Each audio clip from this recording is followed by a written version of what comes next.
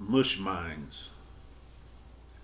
You know, when I was a kid, there was a cartoon that used to come on back in the 70s, the mid to late 70s, Fat Albert and the Cosby Kids. And they had a character on that cartoon, and his name was Mush Mouth. And the reason why he was called Mush Mouth is because he talked, his speech was kind of mushy. And he would talk like, in between the gibberish, he'd get a word in, and then you'd have to wait until his ramblings and try to piece together the words you could hear to figure out what sentence he was trying to say. Um, and Mushmouth, basically, he really couldn't talk straight. Likewise, with a mush mind, mush minds they don't think straight. They don't think straight. Here's the irony of the whole thing. Mushmouth, he understood in his brain. His sentences were straight in his brain, but when they had to come out, flow out of his mouth, they turned into mush.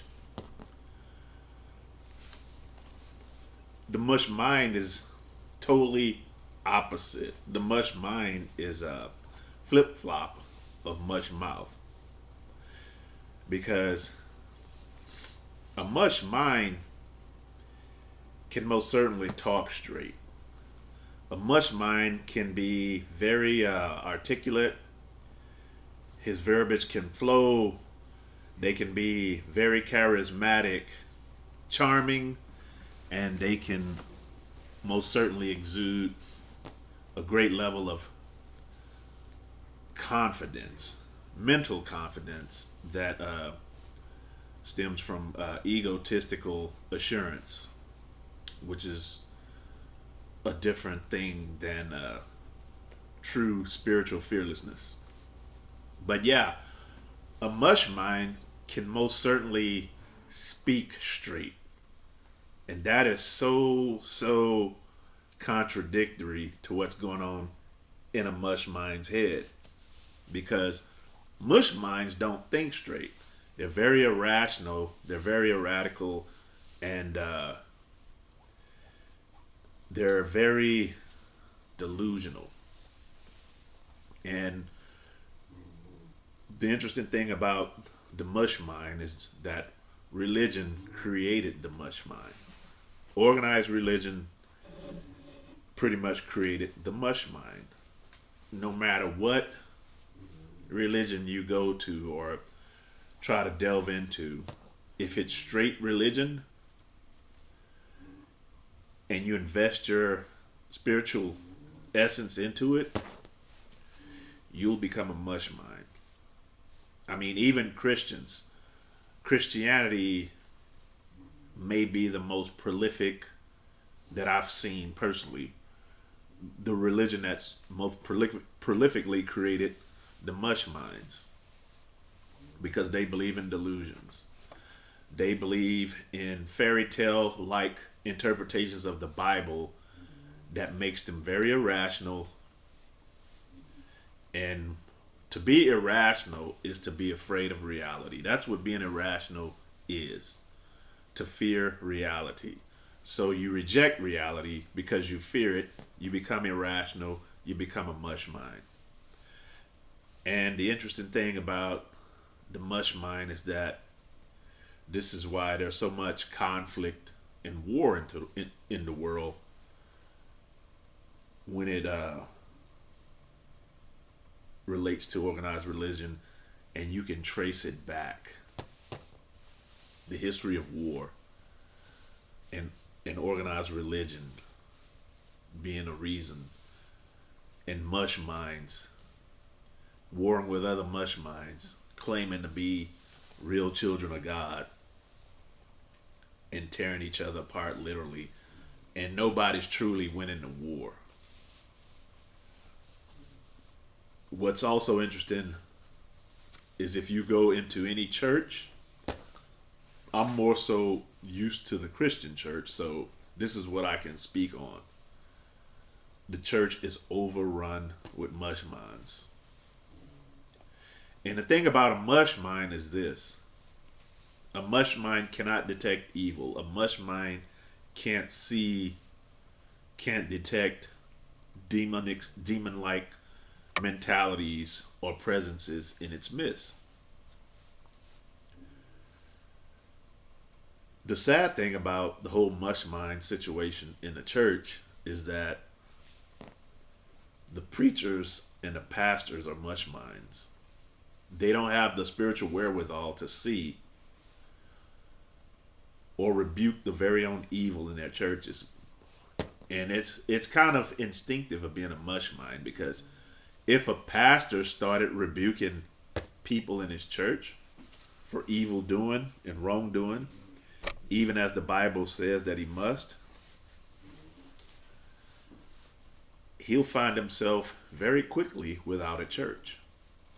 So to keep an audience, to keep his wallet filled, to keep his wallet fat, a mush mind pastor will allow for evil to persist in his church. Not only that, mush mind pastors, they often instigate the evil.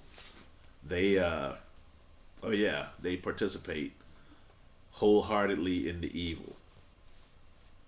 And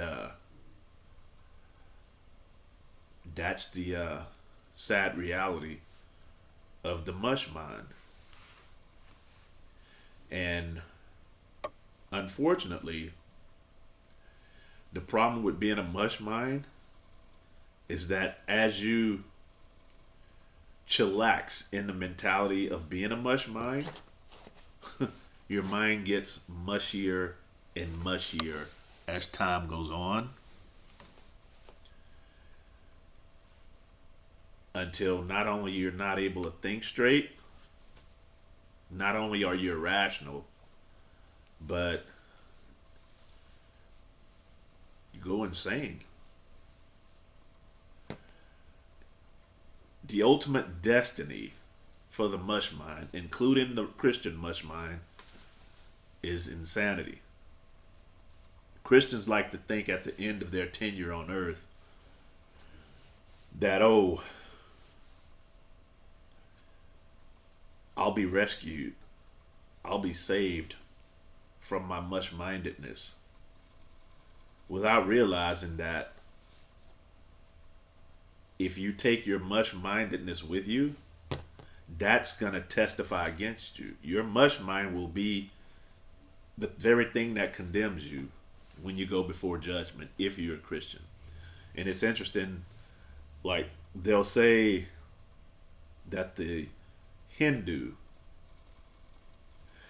the Buddhist, the Jewish people, and of course people who practice Islam, they'll say that, oh, all those people are destined to be condemned. Tell you what, all mush minds are destined to be condemned, including the Christian mush mind. And the whole thing about being a mush mind, mush mindedness is a tool of the adversary. And most people don't even know what hit them. How can you? If you're mush minded and you're getting mushier as time progresses, how can you detect that you're being violated mentally, and that you're gradually heading down a path into deeper levels of spiritual darkness that ultimately you might not be able to find your way out of?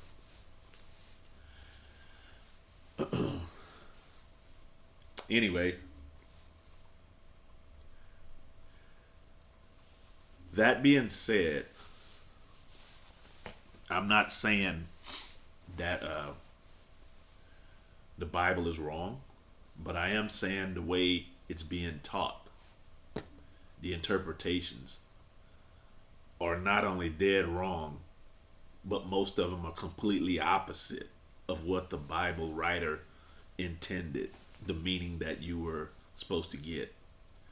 And the much-minded preachers are none the wiser.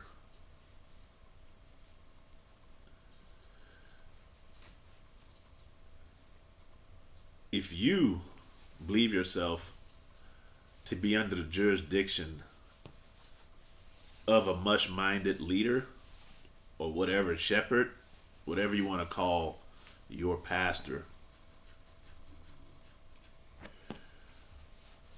And it's easy to see because one of the benefits of being a mush mind is that you might not necessarily be able to detect your own evil, which most mush minds can't.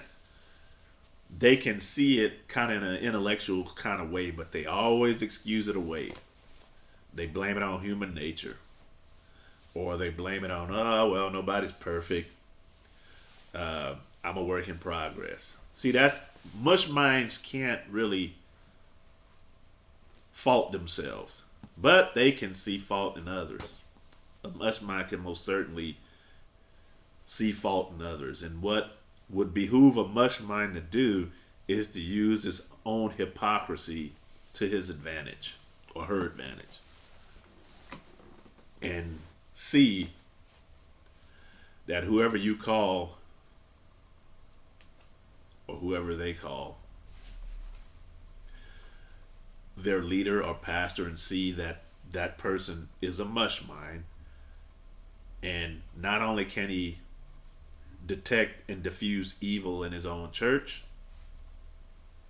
neither can he detect and see that his congregation are mush minds sinking into deeper levels of darkness. Now that you can use to your advantage if you are a mush mind.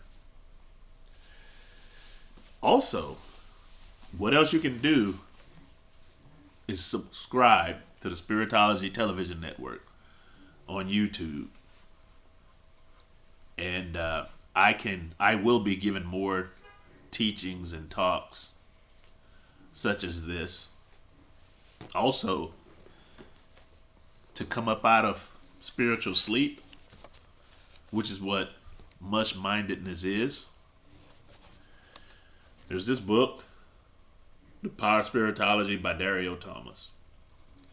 It's on sale at Amazon.com. Buy the book, and it can help you rise up out of much-mindedness, come back to reality, which is where God lives. God's kingdom, as the Messiah taught, is in the realm of reality. It's not in lands of mental fantasy or different states of delusion. It's reality. It's rationality. That's where God lives.